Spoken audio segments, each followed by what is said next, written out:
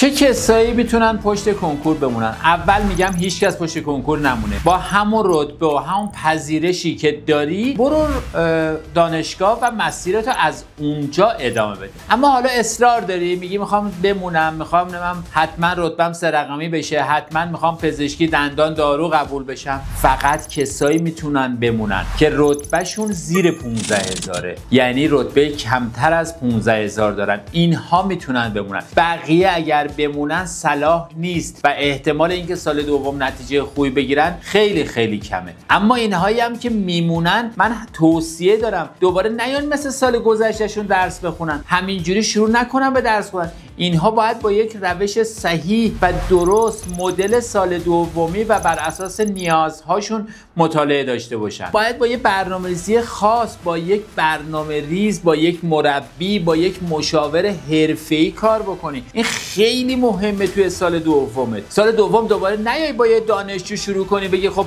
این منو میرسونه، پارسال خودش پزشکی قبول شده. اون قطعا مشاور نیست که. مشاور باید واسه تو راه خاصی رو پیش بینی کنه.